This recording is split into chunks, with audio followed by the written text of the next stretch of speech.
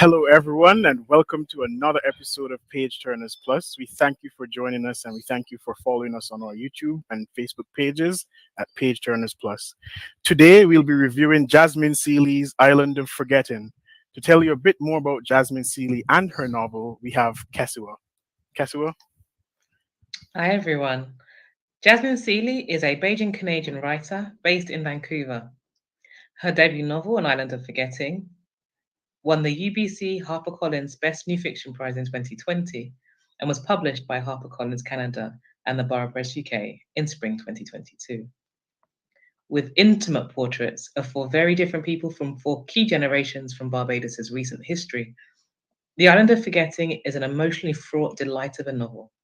From the patriarch haunted by his experience in a European war, the son who hates him, the brother who fears him, the children who recreate their unhealthy dynamic, the hopes that are crushed, the entitlement of some and the acquiescence of others, and the devastating consequences of all, this novel offers a full ensemble of absolutely unforgettable characters, asking what we choose to forget and why remembering can bring pain, but also healing. This chronology of life in a single family is a metaphor also for Barbados' recent history. It's a wonderful book. Thanks, All right. Roger. Thank you, Kesua. And to get the ball rolling, I could ask, is this a novel about belonging? Who wants to attack that first? Eric? You read my mind.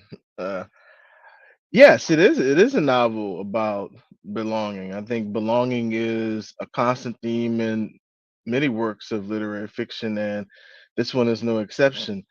Um, from the very beginning, there's as Kesua mentioned in her wonderful synopsis just now. There are fraught relationships, and when we consider fraught relationships, we have to consider that there's this breakdown in people's sense of belonging. Uh, I think all of the main characters, really the three main characters, I would say the four main characters, all have this this tension regarding belonging, whether it's belonging on the island itself or belonging to their respective families or belonging in broader society. So I think all of that plays out in the different characters in a multi generation. But Roger, isn't it also a novel about identity? And is identity, Eric, part of your articulation of belonging? Because I see them interwoven, especially through this novel, because constantly the characters try to find themselves, and um, it's almost a journey that, in a lot of cases, I found that there was no resolution. Um, Mm. so I see identity wrapped like a spiral cord throughout this novel. So I just was curious if belonging is also part of the articulation that you sorry, identity is part of the articulation you mean when you say belonging. Oh yeah, well, without a doubt. Um, I think that's where the tension lies. If every main character was the same, or at least acted according to convention, then it would be a clean novel. But we have these characters who go against the grain. So and that really is linked to issues of identity and finding oneself. And in a lot of sense, um, I think this is a coming of age novel as well. So yeah, I think definitely identity is linked inextricably so in the issue of belonging. Can I jump in and say also that I think the way that she draws belonging out and ties it neatly to identity is interesting because there's different levels, right, of belonging. So in some sense, they all belong to Barbados, but in other senses, how they belong is different. So I think we have the character of Cleone, who belongs to Barbados in a very different way from her husband, because she seems to know all the families and all the goings on and the comings and goings. And even though they're both grown and born and raised in Barbados, they both belong to families. The way they belong is different. And we see that also, I think, with Calypso and her schoolmate Nadine, who belong to the same community, but they interact with it so differently that shapes their personalities and their own sense of identity. Francine, anything to add there? No, not really. I think you guys have covered it really, really well so Yep. far. The next question that we have, Calypso says, I will never be like my father. I will never fall in love with someone who makes my world smaller.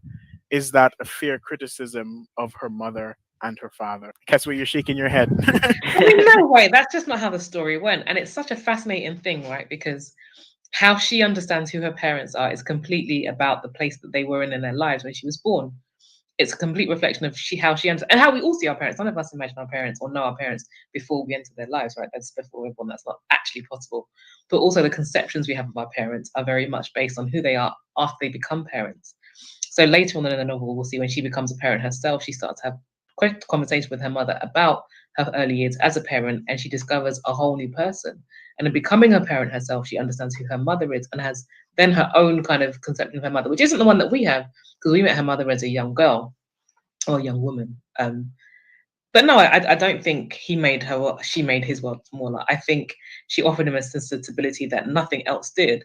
And I think we all know, having read the novel, his brother, or sorry, his cousin made his world smaller, quite deliberately. And his aunt and his stepmother type character made his world smaller. And actually, her mother was a lifeline to him. So absolutely unfair criticism. But So, yeah, as Calypso makes a vow to break what, I don't know. I'm not gonna call it a curse, but to break away from the malaise that runs through that ancestry, right? As she may perceive it. Um, I find Kesawa and Roger and Paul and everybody else that from the time the novel starts, from the opening of the novel, okay, um, it's a search for everybody enters this search for I don't want to call it freedom either. I don't know what the word I'm looking for, but they want to make their lives different in a significant way. They want to not follow what the generation before um, went through, because it's not something they want to carry forward. Remember, maybe that's why there's a lot of burying of stuff. This is the whole idea of forgetting, I suppose, where I'm not happy about my past. I'm not comfortable. I find there's a lot of that tension going on, maybe with all the characters. So Calypso's vows are everybody else's vows, although not expressed. She vocalizes it, but I think everybody's fighting with that same. Calypso's father was fighting with that same problem, you know, and then got beaten down into submission. He just accepted his lot after a while. So that's my 2 cents. But isn't that characteristic of like small island life though? I remember like part one was 1962 and then 1979. So like when you consider small island life, especially in that um, period, that sort of post-colonial period in Barbados, I think that would be sort of characteristic where each generation or each preceding generation would think, I need better for myself. And I certainly don't want to be in a situation that my parents and grandparents found themselves. And so I think maybe it isn't necessarily a fair criticism from Calypso, but it might be a sort of understandable criticism. I would say it's an understandable criticism. I don't know what anyone else has to say. Well, I really think it's an unfair criticism, because as we know Calypso doesn't know things about her parents that we do, because we met them when they were young and they were trying to kind of, find themselves. And the way I read it, in fact, Peony was the one who was actually trying to get Atlas to not be small, to be more, even when he got, the huge stumbling block. And she was like, but we can still do it. We can still do this. Let's still do it. And he was the one who said no. And I find it interesting that Calypso says that she doesn't want to fall in love with someone who makes her world smaller, because I feel like that's pretty much what happened to her, even though she was trying to avoid that. I don't know if anyone else feels that way too. Mm. Yeah, this was the part of, well, this question is what resonated the most with me. Calypso's longing, but Atlas's longing even before. I mean, I felt a real sadness for Atlas that he was unable to fulfill his dreams, his desires to go to school abroad.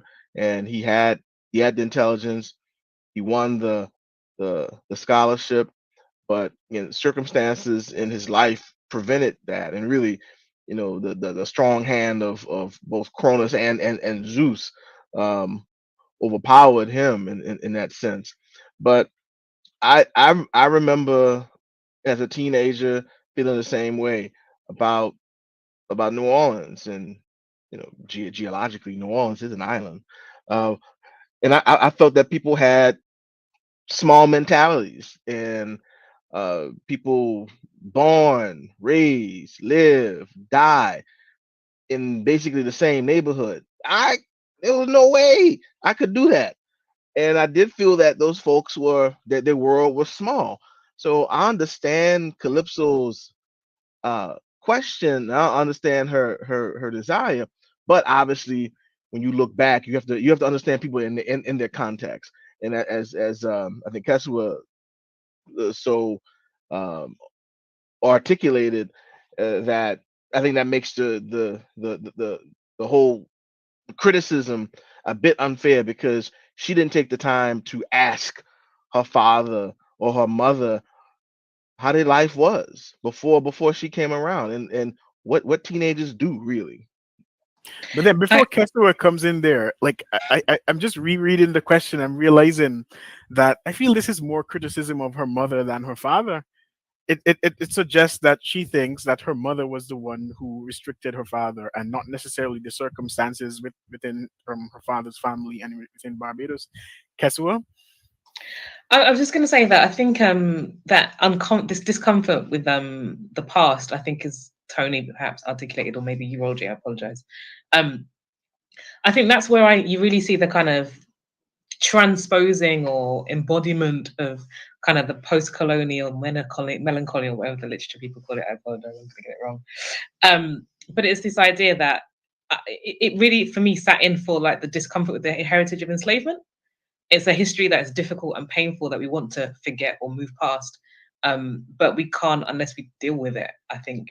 And that's the kind of thing I was alluding to when I said that I feel like the novel really picks up on both like in this life of this very small family, so many kind of Caribbean countries' woes as a nation. It really is a kind of proxy for it.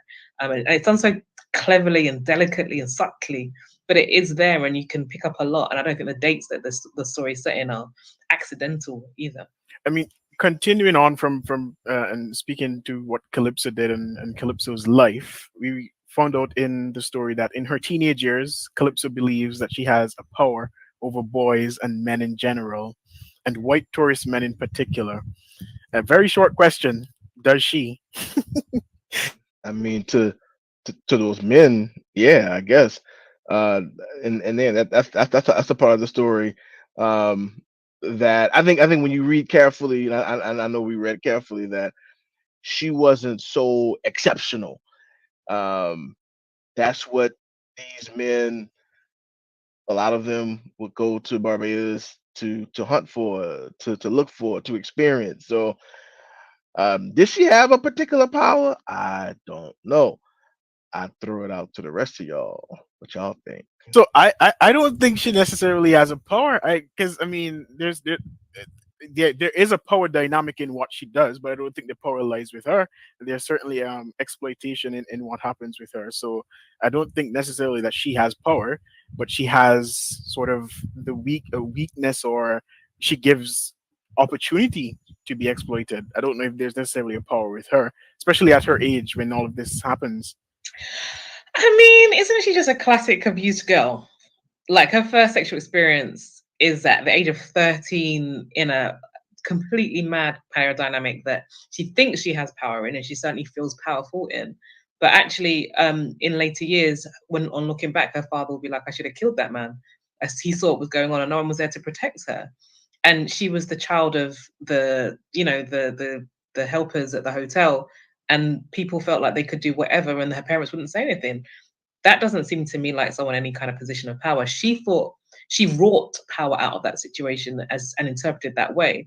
But I don't think in any real terms anyone felt that this teenager running around with these tourists was powerful by any stretch of the imagination. And when her life is upended as a result of one of those relationships, and other people lose their lives not as a result of her relationship, but in the same context, it all kind of comes to her like, what was she thinking?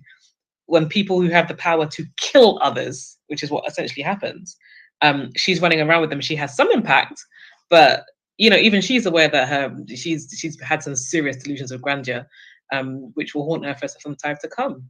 No, I don't think she's powerful at all. In the way that any of us are powerful, right? We all have a certain amount of power, but I don't think she has any special power. And these men use this claim that she makes about having power um, to explain their own awful pedophilic behavior. I actually found myself getting angry with her, with the relationship she had with the developer, the investor. I can't remember his name, guess what? But Odie. Odie, yeah, I didn't see the power. Well, I didn't see the power line with her in that instance. I thought she was completely mesmerized by this guy who was undeserving of her attention, really. And I just couldn't understand why she kept, making herself subservient almost, to this guy. So I just found myself getting angry with that relationship, very angry, it's almost as if, as a parent, you want to, I don't do physical things to my children. I don't shake them or beat them, but you have that feeling, shake sense into their heads, That's what I remember most about her, what you call a power play, or what you ask Roger if it's a power play. That relationships I do differently. think there's something interesting happening with the character of Calypso, right? Where you have this young woman who is comfortable in her sexuality and is confident in it. And I think there's something quite powerful in that. But and something, yeah, quite interesting about it as well in a Caribbean context, I think, particularly where around her she's surrounded by people with much more conservative sexual mores than she is upholding. Um, but I think that's where her power kind of ends. But then I remember reading that particular section of the novel, and I think that's when I pulled off like 150 pages in one night, because I was sitting there like wondering if this is normal, if this is something that would typically happen, where this young girl thinks that she has some power, um when really she's just being exploited. I was really shocked by that. I couldn't even believe it, to be honest. So I guess. Tony mentioned something about wanting to shake her. Mhm. I think that what that brought up for me was the parents not speaking to her about this.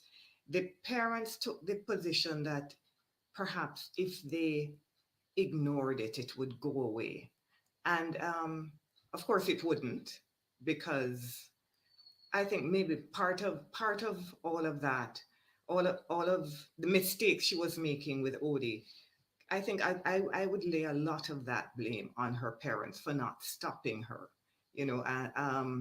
because her parents knew what was going on. So yeah. Were they ignoring it because Odie was white? I mean, I'm going And to rich and foreign. rich and foreign, because I'm getting the sense that there's a lot of that sort of legacy that we have with our relationship with white people in this part of the world, that they, well, we call it white privilege, but it's more, it goes deeper than that with us. It's like they're allowed to do a lot of stuff, and we're allowed to, and we are going to turn a blind eye when we see our children being subservient to them, and so on.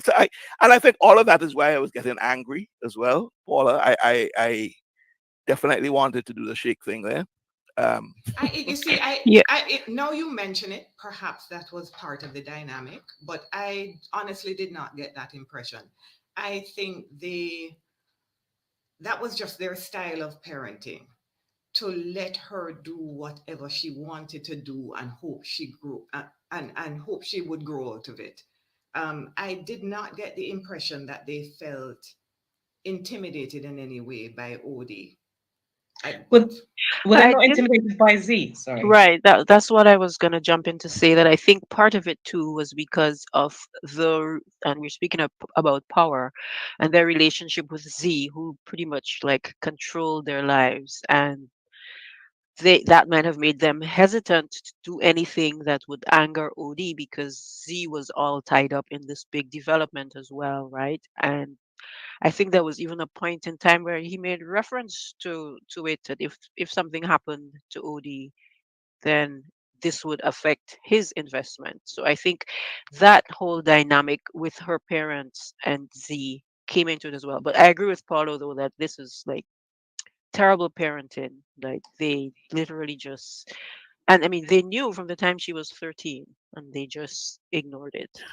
But is sorry. No, Is I was just gonna say it might be the type of parenting that they're accustomed to, because uh, Atlas, for example, he had terrible parenting, so it's just like a generational curse, in my opinion. I was going to say, isn't it also a picture of the middle classes policing the behavior of the working classes, and and allowing white people to exploit working class black people? Is there not something of that dynamic in their relationship between the parent and the child? The middle classes who are this kind of idea that they're born to rule, right? In the place of the white people that have now left in independent Barbados. Everyone's looking at me like I'm talking no, no, no. nonsense. I'm with you, Kesso. I'm with you. It's I'm a just trying to. theory. No, no, no. It's a theory that I can accept. I'm just thinking it through. That this is a novel about the middle class, without a shadow of a doubt. I mean, Paula and I had a conversation with Jasmine, and she is unapologetic about it, which is fine. And yes, this is, to me, Barbados middle class. Not that it is dissimilar to other Caribbean islands, but it is particularly acute in Barbados because of we know their history, and we know their long relationship with the colonizers. And so the middle class, you know what we call it here in St. Vincent, Kessawa, the emerging black middle class, we call them the black aristocracy. Because they carry the same value system, just with a different color, really. And yeah, that's it's a theory about that dynamic that I can accept. But what other value system could colonized people have but the value system of the colonizer?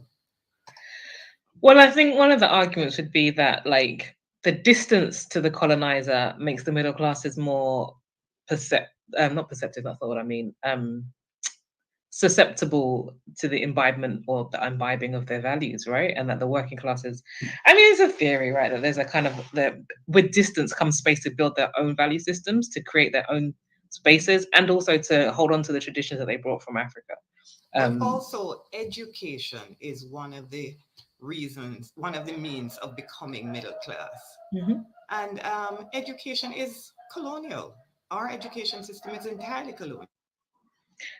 I'm not disagreeing. I'm not disagreeing at all. I think I'm merely, yeah. I think I'm not disagreeing. Yeah, I agree with Paula, but Paula, I am just not prepared to cut them all the slack in the world because of the values that they adopted through education and socialization, etc. Because there are families, and I'm sure yours, I know you long enough, um, that were radical in their thinking and broke away from that and took us in a different direction.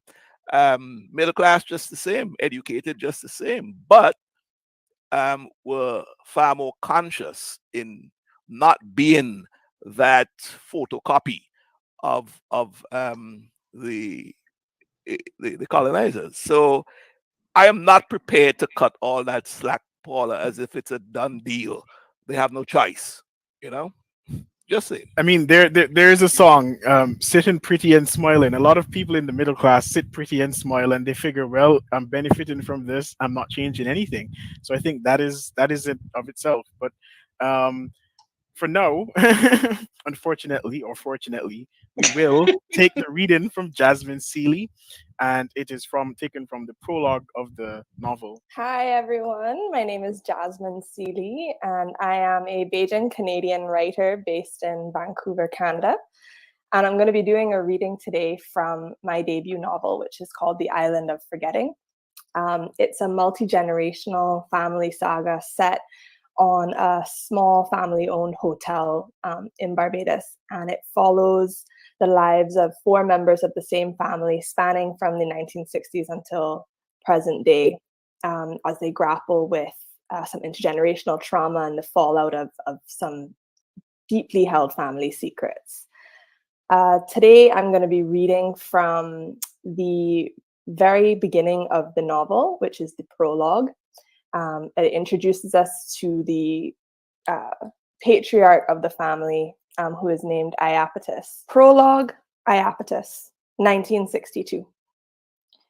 Most days, I don't exist. I've always been good at hiding, at finding the shadowy places where I can go to be forgotten. When I was a little boy, I could slither through burglar bars like a greased cat, fold myself into cupboards, alone in the dark for hours, only the dust to play with. Anybody who grows up a target learns from young how to make themselves as small as possible. Though maybe that's bullshit. Just look at my brother. He took the most hits of all, and it's as if he sucked them in like hot air, expanding. Now he's larger than life, a big man in a big house. And I'm the mongoose who lives in the gully, the rat in the cane field, the stray dog beneath the floorboards. Cronus, my brother, tells me to forget. That's what I'm trying to do. And some days I can. Some days I feel like I done walked this whole island top to bottom. Walk until the sunburnt road scald my bare feet, and then keep walking till I can't feel even that. Walk past chattel houses painted pretty pastel, eaves dripping pride like icing on a cake.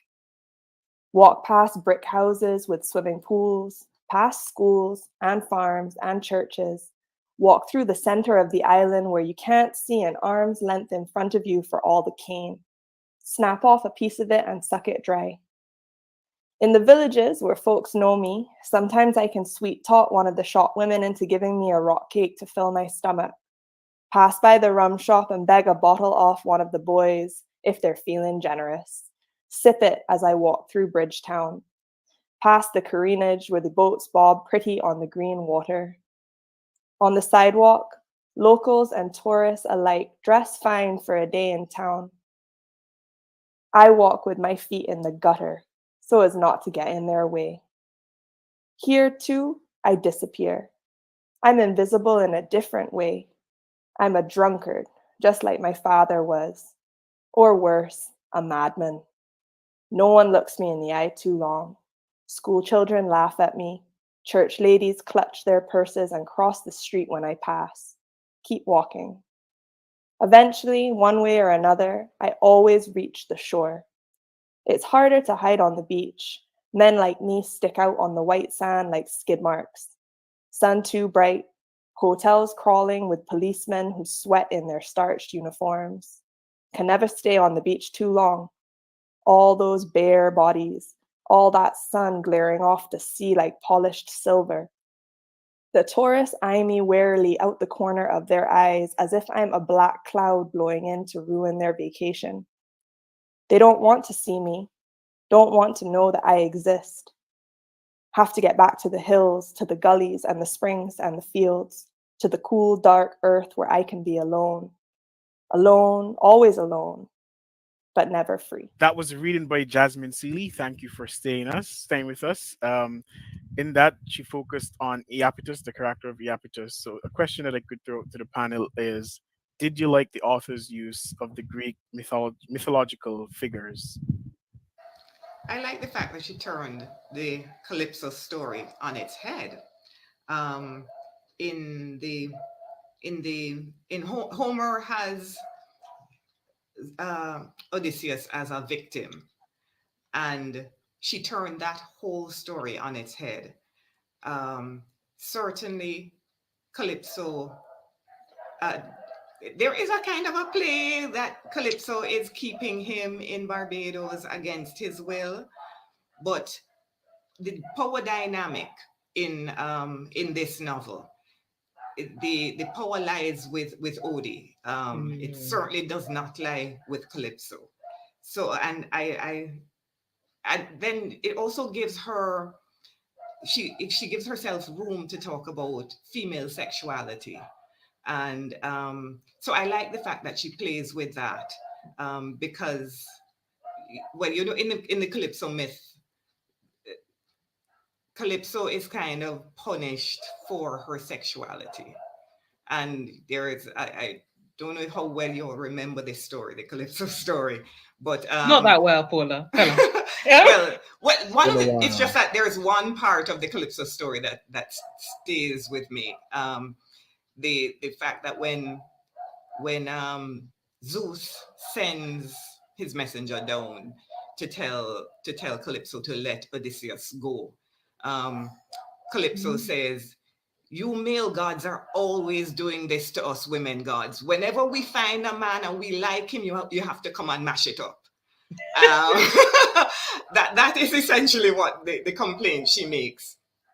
And so that story is about a woman claiming power over her sexuality, and in some respects, Calypso is claiming power over her own sexuality. Well, life is never neat, so it's not her claim her claim to her power over her sexuality is not neat. But I like that. I like the fact that she decided, first of all, to make it's very clear that Odie is no victim. Any other comments on that in terms of the author's use of the Greek mythological figures? I'll just say that I thought it was interesting the way they kept the family dynamics, as far as I understand. Mm. Yeah. Eric? Right. I think there's play in it. Obviously, there's a meaning. There's irony. Nautilus, who almost drowns and loves the water, but also has somewhat of a fear of water at the same time.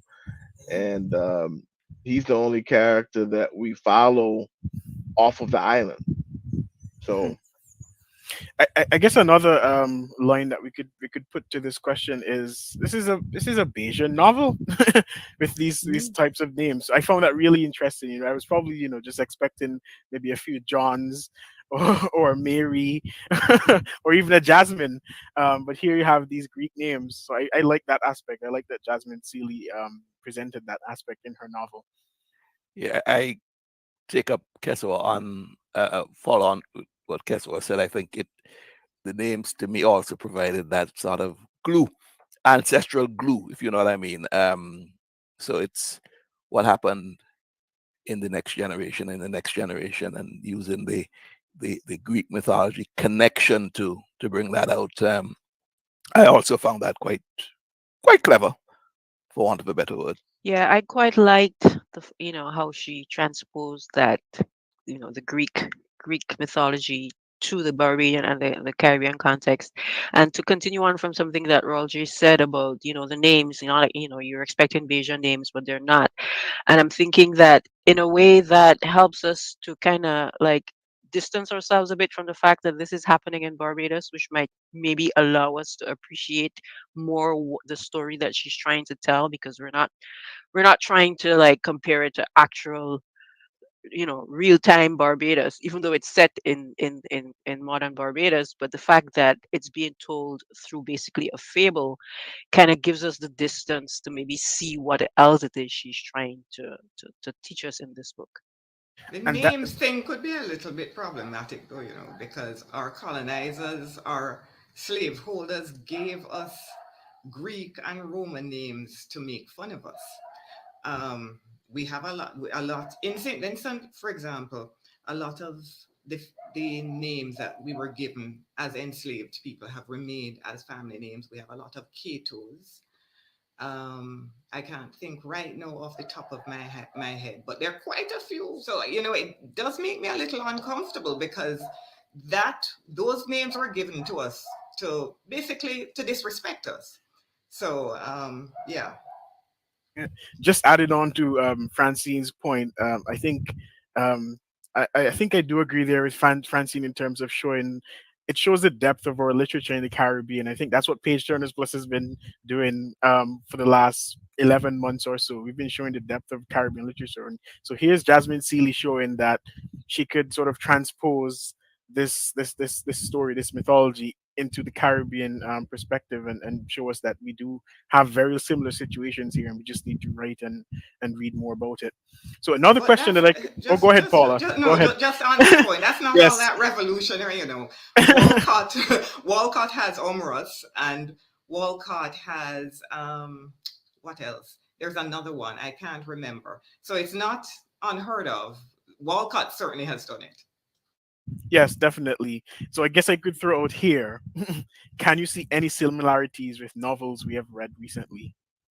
I don't know who wants to start with that, but I could start. So definitely in terms of how the one armed sister sweeps her house by Sherry Jones, and in terms of showing the underbelly of tourism, I think that was a predominant theme in this novel, where you have tourists coming to our shores and basically seeking the fourth S, which is sex. And I think that's something that a lot of people in the Caribbean tend not to speak about, but it is a big thing. Sex tourism is a big thing in the Caribbean, and with it comes exploitation.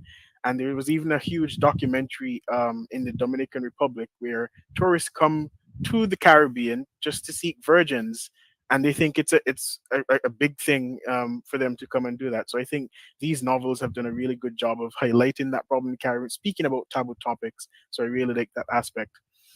Anyone Mhm. else? Eric? Yeah, definitely. When Nautilus goes to Toronto, and he doesn't want to go to Toronto. He's like the only. He's like one of he's the only character, the only main character of the family who actually wants to stay on the island. But for the situation he gets in, and also because of his the revelation of his sexuality, he's shipped off to Toronto, and it's it's challenging to say the least. And there's no pie in the sky in Toronto. So that reminds me of the experiences of DGA and what Storm with Thunder. His experiences in Boston, really dark, literally cold, um, and just uh, hard life, I would say. Tony? Yeah, I was just gonna say the theme that you picked up about highlighting the underbelly of tourism, as was done in How the One Arm Sister Sweeps the House. I think also what Jasmine Seeley has done here is show this commoditization of our friendliness. That's a thing here we're known for. Island people friendly, but it becomes a commodity, and that gives me discomfort, and I know it gives her discomfort, and I think it gives everybody on this panel discomfort. This commoditization of who we are as individuals, and so the tourists come to these friendly, all smiling, beaming face people, um, and we lay our wares before them. So yeah, I think it does that too. I think it also, one of the reasons perhaps we're discomfort is because of our kind of generosity of spirit is considered a weakness actually, and to be exploited. And that's what I think really comes out in the novel as well. And that's why when I talk about acquiescence, it's the idea in trying to make sure that everyone's getting along and we're all okay. Like we're also ripe open for kind of exploitation, and that happens. I think the novels that it reminded me of a lot of were a novel we read a long time ago, guys. Who remembers Land of Love and Drowning? When we Yes. read that as a group, as part of the Caribbean Book Club, I think for me there's that kind of generational stuff in there by Tiffany Yannick, Land of Love and Drowning, but also a novel that isn't technically one of ours. Can I say it? Homecoming by Yajiasi, or Segu by Maryse Condé, which we also read together. Novels that cover kind of multiple generations and follow this kind of long history. I think this definitely sits in that are kind of rooted in the Caribbean, but they have longer kind of stories behind them. I think are the ones that jump out at me, on top of the ones that you obviously said. Cherry Jones is an obvious one. And also, can I shout out Monique Rothry's Mermaid of Black Conch, again treating tourism and how that kind of distorts relationships in the Caribbean context. And Leonie Ross's novel, because I think she kind of does the opposite. She kind of focuses on us when we're on our own and what a beautiful people we are. And I think there's a little bit of that in Jasmine Seeley's. We talked about some of the negative sides of it, but I think underneath there's a love that she wants it all to work out okay, right? She wants it to be well, and she's pointing out these issues and where we've gone wrong in this family as a kind of proxy for the nation or even the region. I like the way, though, that it is unlike some of the other novels, and not that I don't like the way the other novels express what I'm going to say, but Seeley does it through middle class lens, and she does it very well. She does it in a way that you don't feel offended, as if she's looking down on I don't want to call another novel that to me did that, but you know what I'm talking about, Francine. Yeah, she does it very skillfully. We all know, Tony. Yes, I know, we all know. She does it very skillfully, and I have to say, Roger, that we haven't really spoken too much so far on the quality of the writing, and I want to put it on record that her style of writing is is the sort of style that blows me away. It is simple, it is succinct, it says just enough, it keeps you hanging. she is a brilliant writer, and I really want to get that point across. She's excellent at her writing. I definitely have to agree with you there. Mm. Paula, you wanted to say something? No, I'm just agreeing with Tony. I was absolutely amazed at how young she was. I was one after I read it, I was like, what have I done with my life? If she's writing if she's writing like this at her age. Yeah, I agree. The writing is smooth as butter. Yeah. It kept me going. There were no lapses, no lulls in the story, and again, I'm becoming a real fan of these multi-generational stories. Probably because I'm a historian, I have that penchant toward those type of stories. But some of those stories can be done badly. But this one, oh, and I actually appreciated that it's not all even because she spends a lot of time with Calypso. And I didn't have a problem with that because the Calypso story was so rich and so deep and so troublesome and so problematic and all the things that we already talked about. So I'm glad she devoted a good chunk of the text to Calypso. So She excellent also does writing. something quite unusual in that. I think those of us who are female on the panel, normally we love a woman who's a main character, and Calypso is kind of the loudest voice of the women in the novel. And she's not the most likable of characters, certainly in the beginning, and even towards the end when you see the kind of mother she is to Nautilus, not to give too much away.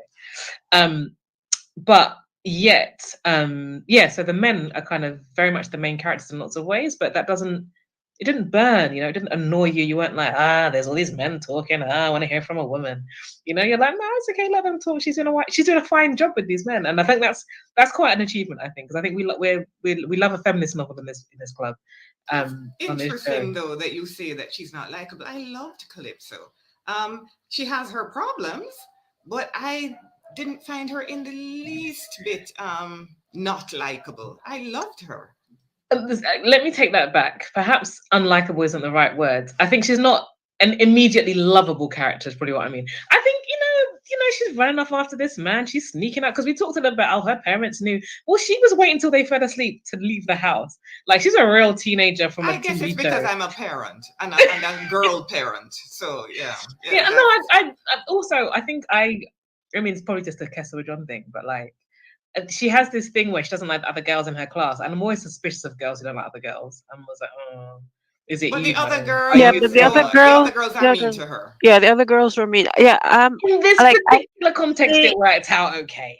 I wouldn't say I disliked her. Like there were things about her that I was like, yeah, you go. Like she was really honest about a lot of things, and was not afraid to like just be like, hey, this is it, and I like that about her. But she was problematic. Let's put it that way. Yeah, she was a teenager. Yeah, she was a teenager. That's She was exactly also my a little bit point. arrogant. She was also a That's bit one of the arrogant, things that I appreciated about this novel, that all of the main characters, like in each section, was it focused on a 17-year-old, and I just really like that she structured the novel that way, and that they were like the focus. And even though you knew, for example, like we knew everything about Calypso's parents, but then when it was Calypso's turn, they kind of faded into the background and the focus was on the 17-year-old. And just really beautifully written. I actually first listened to this on audio in June, and I was hooked within like the first 10 minutes. I was like, oh my goodness, I cannot believe how brilliant this is. Just and reading it, because sometimes you wonder, is it going to feel the same when I read it as when I listen to it? And like, well, I rated it higher after reading it. So I just So let said you that know. from the first sentence, I was grabbed and I was like, "Oh, I'm reading this. Like, I want to know what's going to happen next." Like yeah. instantly, it wasn't like a slow burner or I'll give it a go or I have to read it, so I guess I read it. I was like, I'm reading this book. This is a book. I'm taking my lunch break. I'm gonna read my book. I'm not talking to anyone. I'm not going for a walk. I'm like, I want to read this book. I need what happens. I need to know. Like it was a great read. Like it was a great novel. I don't Um, need to guess when we come to the rating section how you're going to rate this book, Kesso. but Francine, is there a bit of with the using the young, the teenager, the young adult, as the central narrators in the book characters, if you want to. That's a kind of feel of clap when you land, because I think Roll J had asked that question about similarities, and Yeah, definitely, because yeah, the characters would have been around the same age. And one of the things so that is it because these authors are young people possibly, themselves? and Yeah. I'm wondering also because as you said that, it occurred to me that in the Caribbean especially, teenagers aren't really given a voice, like no one listens to them. I'm speaking as someone who was a teenager in the Caribbean. Like, you're supposed to go to school, do your schoolwork, get your good marks, and then go to university. And like, no one really thinks about your inner life. So I really love that she's showing the inner life of 17-year-olds in the Caribbean, and I think that's just brilliant. I'm going to be completely honest and say, until you said it just now, Francine, I had not realized that the reason the years change is because they're each time they're 17. I had not picked that up. And that's one of the things I love about this novel. It's clever on so many levels, right? Between us, we're going, oh, I didn't realize he was for Zeus. Oh, I didn't realize that they were 17. There's so many layers. It's so, so, so clever. If I was going to use it one word for the novel, I'd say it's just very, very clever. But entertaining with it, right? You're fully immersed and fully enjoying it. I'm sorry, it's not the rating section yet. I just wanted to say, how good is this book? Oh my god! No, Nautilus, Roger. So I'm going to, with your permission, ask a question. If the other page turners here found that Nautilus was the ultimate manifestation of Calypso, Calypso's story is almost incomplete with her improprieties and a little promiscuity, and there we have Nautilus, who was the one who escaped the island, but what happened after he escaped?